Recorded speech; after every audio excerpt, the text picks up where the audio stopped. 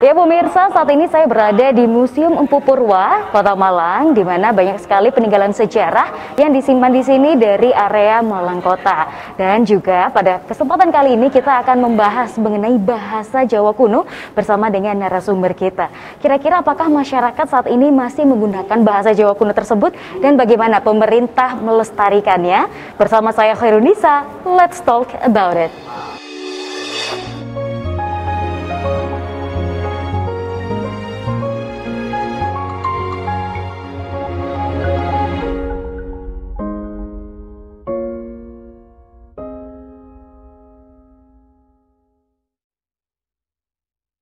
Ya pemirsa, pada episode kali ini kita spesial akan membahas mengenai bahasa Jawa kuno. Tentunya kita juga penasaran dan bagaimana bahasa Jawa kuno ini dilestarikan khususnya di Kota Malang. Nah, pada segmen kali ini kita akan berbincang bersama dengan Ibu Dian Kuntari, SSTP MSI. Beliau merupakan Kabid Kebudayaan Dinas Pendidikan dan Kebudayaan Kota Malang. Kita sapa terlebih dahulu. Ibu, Assalamualaikum. Bagaimana kabarnya? Alhamdulillah baik, Mbak. Alhamdulillah, cantik sekali Bu bajunya. Cocok dengan tema kita hari ini. Iya, mengenai pakai bahasa tradisional. Jawa. Betul, luar biasa. Baik Bu Dian, kita ingin berbincang mengenai bagaimana sebenarnya bahasa Jawa kuno ini dilestarikan oleh pihak pemerintah, terutama di sini oleh Kabid Kebudayaan Dinas Pendidikan dan Kebudayaan Kota Malang. Bagaimana Bu program-programnya? Silakan. Iya, terima kasih Mbak. Terkait dengan bahasa Jawa kuno ini, semakin hari semakin ditinggalkan, gitu ya. Jangankan anak-anak didik, anak yang masih anak-anak gitu ya. Orang tua pun ini juga saya nggak yakin kalau misalnya mereka juga paham, gitu ya. Nah, Mbak Nisa sendiri paham tidak? Mentok-mentok Jawa yang nguku itu Bu. Nah, yang kuno ini bingung. Oke. Nah, untuk itu kami Dinas Pendidikan dan Kebudayaan Kota Malang ini ada sebuah kegiatan gitu ya, kegiatan belajar bersama terkait dengan mempelajari bahasa Jawa kuno. Nah, bahasa Jawa kuno berbeda dengan bahasa Jawa yang kita pelajari di sekolah seperti Hono Corak itu berbeda. Itu berbeda. Nah, untuk itu kita adakan sebuah kegiatan gitu ya, semacam seminar gitu yang kita barengkan gitu ya. Kegiatan tersebut diadakan di museum gitu ya. Jadi kita sambil menyelam minum air gitu ya. Nah, kita juga ingin mempromosikan museum kita, bahwa museum kita ini bukan hanya untuk menyimpan benda-benda purbakala seperti ini, akan tetapi sesuai dengan fungsinya museum itu juga sebagai tempat belajar, tempat meneliti gitu ya, dan tempat untuk menyimpan benda koleksi seperti ini. Jadi kita pingin museum ini bukan hanya tempat yang sepi gitu ya, tapi tempat yang menyenangkan untuk belajar gitu. Nah, untuk itu kita mengadakan sebuah pembelajaran gitu ya, yang diisi oleh seorang narasumber yang kompeten di bidangnya gitu, dan diikuti oleh para bapak ibu guru. Gitu. Kenapa Bu alasannya kok diikutinya menarik, malah kan? Dengan bapak ibu guru? Kenapa enggak para anak didiknya gitu betul. Ya? Nah, kita di sini di Malang ini ada sekian banyak SD dan SMP, ya kan? Nah, kalau kita mendatangkan anak-anak didik ini pasti kan membutuhkan effort yang lebih gitu ya, apalagi masa pandemi seperti ini. Nah, yang kita kumpulkan di sini, yang kita beri pembelajaran di sini adalah para pendidiknya, agar nanti mereka bisa menularkan apa yang sudah didapat di sini kepada anak didik yang ada di sekolah masing-masing. Itu tujuannya. Apakah kedepannya akan memungkinkan dimasukkan dalam kurikulum juga Bu? Kalau kita tahu zaman sekolah dulu SD SMP itu kan memang belajar ada bahasa daerah seperti itu. Apakah mungkin nanti di dalamnya salah satu mata pelajarannya juga ada bahasa Jawa kuno atau digabungkan saja seperti itu Bu? Nah, untuk sementara ini memang belum ya. mungkin untuk kedepannya mudah-mudahan ada. Tapi memang ini tenaga pendidiknya aja dulu gitu, biar Bapak Ibu ini paham dulu gitu ya sebelum mereka memberi pelajaran sama kepada anak didiknya. Kemudian apakah acara seminar ini rutin diadakan setiap berapa bulan sekali atau mungkin acara tahunan, Bu? Iya, kalau seminar seperti ini memang ini insidental gitu ya, temanya bermacam-macam. Ya, temanya bermacam-macam. Dan juga kita ingin menggali apa sih yang sekiranya budaya yang terpendam tapi harus dihidupkan lagi. Nah, itu kan juga harus kita perhatikan juga kan seperti itu. Baik, kalau format acaranya Bu, apakah hanya mendengarkan seminar dari sang maestronya ataukah sambil latihan? Karena kalau bahasa setahu saya kalau nggak sambil latihan tuh kayak ngawang-ngawang gitu, Bu. Benar sekali. Nah, nantinya narasumber itu nanti akan memberikan materi dulu. Gitu ya, akan memberikan materi dulu, selebihnya nanti akan ada praktek. Wih, seru ini. Kami sediakan alat tulisnya juga di situ dan juga pada saat itu akan dibimbing langsung oleh narasumber yang kompeten tersebut.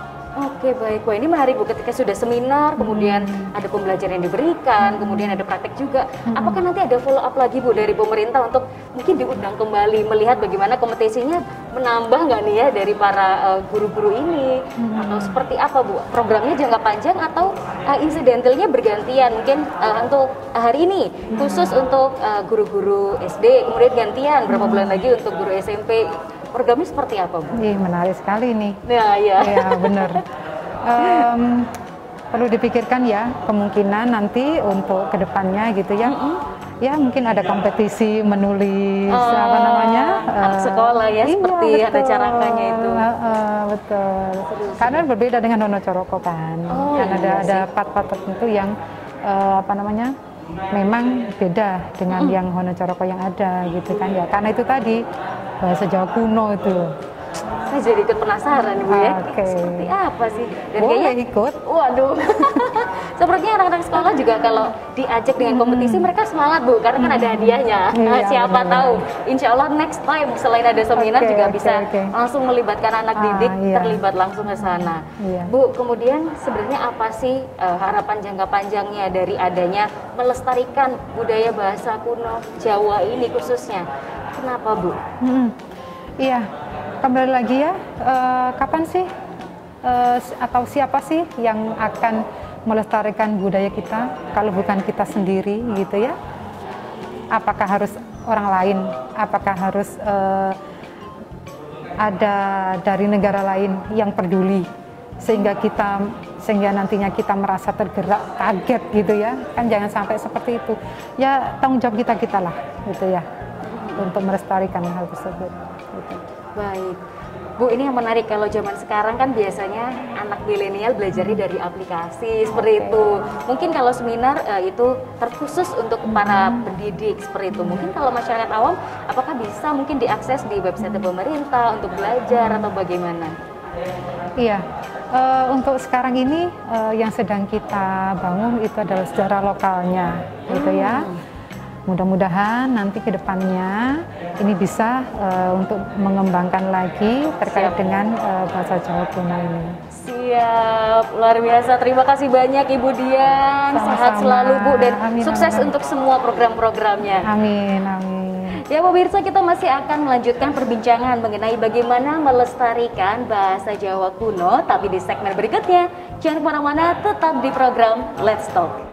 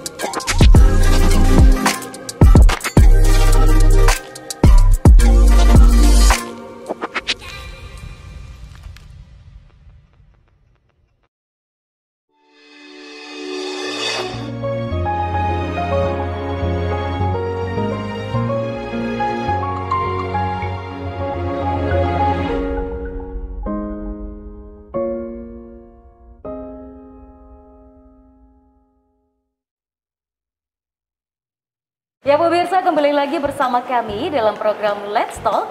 Masih kita akan membahas mengenai bagaimana melestarikan aksara Jawa kuno. Nah, ini menarik.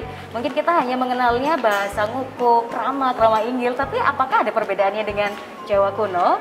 Pada segmen kali ini kita akan berbincang dengan Bapak Rakei Hino Galeswangi MPD. Kita langsung sapa beliau. Assalamualaikum Bapak, bagaimana kabarnya hari ini? Waalaikumsalam warahmatullahi wabarakatuh. Alhamdulillah sehat, semangat Mbak. Wah, semangat. Saya juga semangat nih Pak. Sebenarnya kepo. Apakah sebenarnya bahasa Jawa kuno dengan yang mungkin kita pelajari di sekolah ini sama atau secara asal-usul dan sejarah sebenarnya berbeda Pak? Monggo. Sebenarnya ada beberapa perbedaan ya. Kalau yang Jawa Baru itu dari kategori aksara itu ada 20 ya. 20 simbol, Hono Coroko, Doto Sowolo sampai Ngo itu ada 20. Kalau pendahulunya yang lebih lama lagi atau yang dikenal dengan Jawa Kawi atau Jawa kuno itu ada sekitar 33. Jadi biasanya bacanya nggak dipatenkan Hono Coroko gitu enggak, tapi kita mulai biasanya pembelajarannya dari K dulu, K, Gana, Caca, dan seterusnya sampai 33 simbol. Ketika Jawa Baru ada kebudayaan dari Sultan Agung itu diungsret jadi cuma 20. Perkembangan ke timur lagi, saudara-saudara di Bali pakai dikurangi 2 lagi tinggal 18 lagi. Jadi beda memang antara Jawa Baru dengan Jawa kuno. Yang mana sekarang sudah punah Mbak seperti ini. Jadi kita tidak melafalkan itu lagi. Cuman ada beberapa serapan yang memang masih kita pakai di Jawa Baru. Oke, baik. Seperti itu. Berarti yang kita kenal dan dipelajari di kurikulum sekolah itu sudah termasuk Jawa Baru? Itu Jawa Baru. Iya, kalau ingin belajar Jawa kuno itu harus masuk di perguruan tinggi. Kalau tidak masuk arkeologi, masuk bahasa. Bahasa itu adalah filologi, itu nanti belajar bahasa Jawa kuno salah satunya dan bahasa kuno lainnya, termasuk aksaranya. Kalau di arkeologi ada spesialisasi bidangnya epigrafi. Nah, epigrafi itu yang mempelajari bahasa dan aksara kuno berhubungan dengan prasasti. Oke. Nah, itu. Nah, yang menarik kok bisa akhirnya aksara yang segitu banyaknya tiba-tiba makin tereliminasi tinggal sedikit. Ini prosesnya seperti apa, Pak? Nah, ada beberapa analis ya, banyak beberapa peneliti juga, termasuk saya sendiri menyimpulkan dan saya sepakat dengan adanya politisasi dari Sultan Agung itu sendiri. Karena aksara kuno yang ada di dalam prasasti, yang dituliskan di dalam prasasti, terutama prasasti batu, itu rata-rata kebanyakan kan dari prasasti itu adalah simbol dulu dari sertifikat tanah. Kalau kita sekarang ada sertifikat kertas.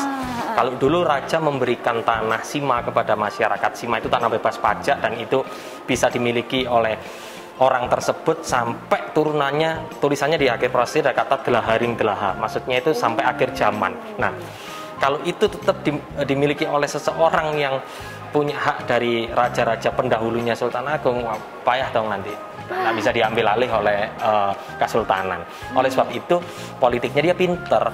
Jadi, Sultan Agung membuat budaya baru, salah satunya penanggalan dia tidak pakai tanggalan lama, dia ada tanggalan baru yang kita kenal dengan aboge itu. Terus termasuk aksara dan bahasanya, aksaranya dari yang 33 akhirnya diungsur jadi 20 dan itu di model baru lagi. Udah evolusinya dari yang lama. Supaya apa? Analis saya adalah untuk memenggal ini tadi, untuk memenggal supaya tanah-tanah yang sudah dimiliki oleh seseorang dapat sima dari raja-raja Hindu dulu itu bisa diambil alih oleh kesultanan. Itu salah satunya. Cuman masih butuh penelitian yang lebih lanjut terkait itu. Tapi kok saya duga seperti itu gitu Mbak. Oke, baik. Nah, ini menarik. Ketika mungkin masyarakat butuh gambaran terkait aksara atau bahasa Jawa yang dipelajari itu, komponennya apa aja? Selain penulisan, kemudian tutur bahasa yang digunakan, apakah budayanya juga dipelajari? Sebetulnya kalau kita mau belajar aksara itu idealnya kita belajar bahasanya dulu. Karena kalau kita tidak paham bahasanya, kita tidak mungkin bisa baca aksaranya. Kita bisa baca aksaranya, tapi kalau kita tidak tahu bahasanya kita sulit juga. Karena kalau di Jawa kuno itu tidak ada spasi kayak tulisan kita sekarang. Kita sekarang kan spasi ya. Nah, Itu pun kalau kita misalkan pakai bahasa Indonesia tanpa spasi pun karena kita tahu bahasanya kita bisa ngerti itu yang mana yang dipenggal. Nah di prasasti atau di sastra itu tidak ada spasi. Makanya kalau kita nggak ngerti bahasanya kita susah itu memenggal perkataannya itu. Makanya idealnya harus belajar bahasanya dulu. Logikanya anak bayi itu kalau belajar itu kan nggak mungkin nulis dulu itu. Benar. Yang penting kan ngomong dulu. Ngomong baru tulis. Makanya, cuman di sini metodenya saya balik ini tadi. Jadi untuk mempercepat aja kita belajar aksaranya, yang penting menarik minat animo dulu masyarakat atau ini guru-guru ya. Kita animo dulu, mereka ngerti aja dulu aksaranya, mereka penasaran, mereka kagum dengan itu sehingga kedepannya kita tarik untuk belajar bahasanya. Saya balikin dari metodenya.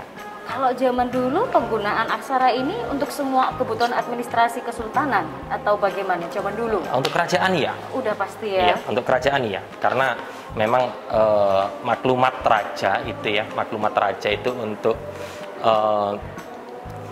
tanah sima, tanah perdikan dan sebagainya, raja kepada bawahannya, kepada rakyat itu maklumatnya selalu lewat prasasti atau biasanya berhubungan dengan religi.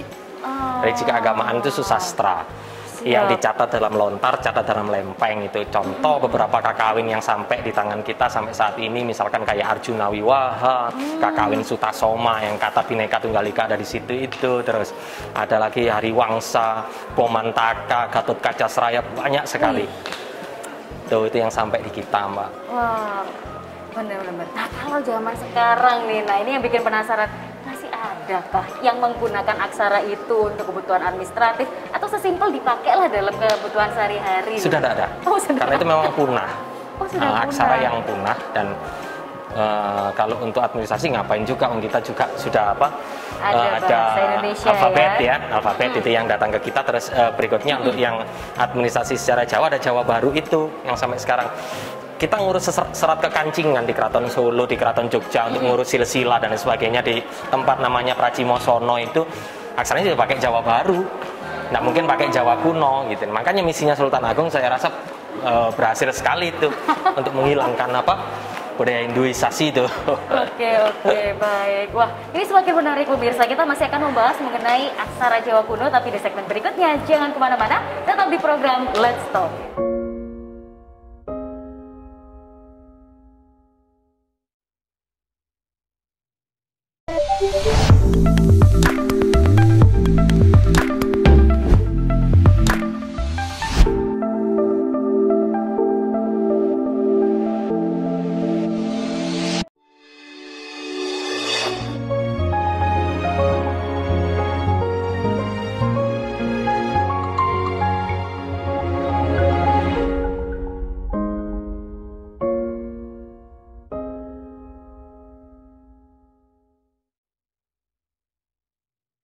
Pamaton Pabali ri Parwatarika. Wah, apa itu Pak tadi artinya? Saya kayaknya nggak pernah dengar nih. Pemirsa bisa, penonton bisa, atau yang melihat kita bisa. Pamwali itu sampai sekarang bisa kita kenal ya. Wali itu bisa dengan Bali, itu bisa kembali. Lagi ri itu di Parwatarika itu ya acara ini, Rika di sini.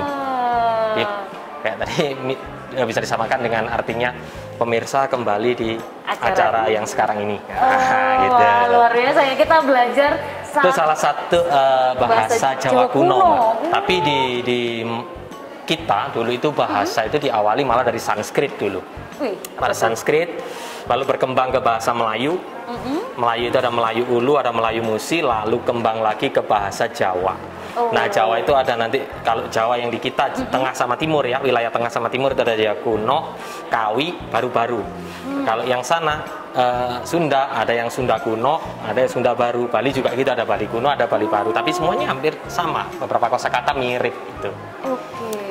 Kemudian kalau dari pelafalan, apakah juga ada perubahan? Kalau aksara kan tadi sampai akhirnya semakin sedikit. Ya, aksara berubah total memang. Aksara berubah total. Untuk pelafalan itu ada beberapa yang memang masih di kita sampai saat ini kita gunakan ya, khususnya di bahasa Indonesia, serapan.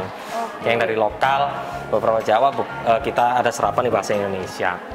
Contoh ini. Contoh ketika coba saya ulas ya di naskah Pararaton itu yang terkenal dengan kisahnya Kenaro itu ya. Itu ya pakainya bahasa Jawa pertengahan itu. Itu nggak kuno-kuno banget, pertengahan. Itu aja kadang orang nggak gitu ngerti gitu kan ya. Saya coba ambil sekelumit aja bait awal itu ya. Jadi ada kata-kata kayak gini kalau di Pararaton itu.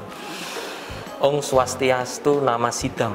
Terus bawahnya ada nihan katuturan nira kenangrok mulanira duk dinadeken manusa hana anakira randianing ciput lumaku tan rahayu amegati apusira pinaka pamancananing yang suksma sasira saking ciput angung sisira mandialing bulalak dan seterusnya dan seterusnya. Nah, awal nihan katuturan nira. Nah, kata tutur ini kan masih kita kenal sampai sekarang. Iya, betul, kita nihan itu ketika, nihan artinya ketika. Katuturan nira, katuturan diceritakan, dituturkan. Nira itu siapa dia?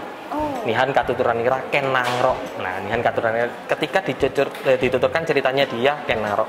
Mula nira, mula itu ya mula, awal mula. Nah, mula nira duk dinadeken manusia. Awal mulanya dia dinadeken dijadikan manusia. Kan masih kenal kan? Sedikit familiar dengan bahasa-bahasa kayak gitu kan. Nah, itu bahasa Jawa pertengahan, Jawa kuno seperti itu. Nah, yang lebih tua lagi ada Sanskrit sebetulnya. Bahasa Sanskrit itu misalkan kalau saya ambil contoh di prasasti yang di Malang ya. Boleh, Malang itu prasasti tertua, Prasasti Dinoyo itu misalkan. Ada kata kerajaan Kanjuruhan itu diambil dari penggalan bait awal Prasasti Dinoyo itu.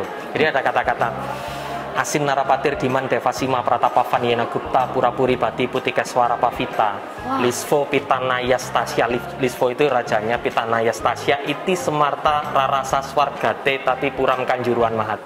Nah, cuman saya baca sendiri di prasastinya itu kok kayaknya bukan Kanjuruhan Mahat gitu loh. Kalau saya lebih ke arah Sutan Purusan Mahata. Saya lebih cenderung ke pembacaannya Pak Purpo. Dari situ makanya sampai detik ini pun saya belum meyakini itu kerajaan Kanjuruhan itu ada atau enggak. Yang pertama, kalau kerajaan Kanjuruhan ada, oke.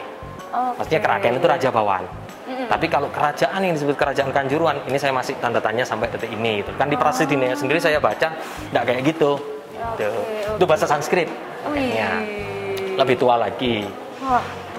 Wah, luar biasa. Ini saya sampai tercengang gitu, kayak bener-bener kalau yang barusan Bapak sampaikan nggak pernah dengar, Pak. Apalagi anak milenial zaman sekarang yang udah banyak itu.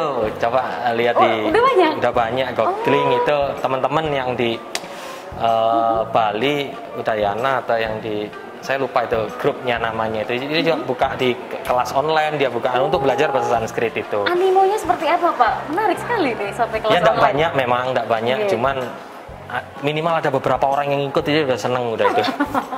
Karena yang bahasanya udah punah kan kalau di kita. Tapi orang-orang Buddha, orang-orang Hindu selalu pakai itu untuk religi. Sanskrit sampai sekarang.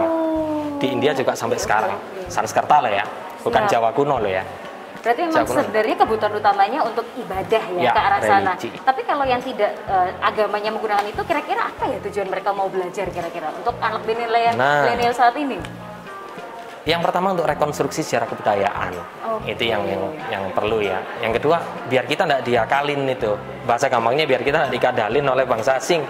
Contoh, saya kalau mungkin rekan-rekan atau mbaknya pernah tahu ada yang namanya Snogorgronya ya dulu ya.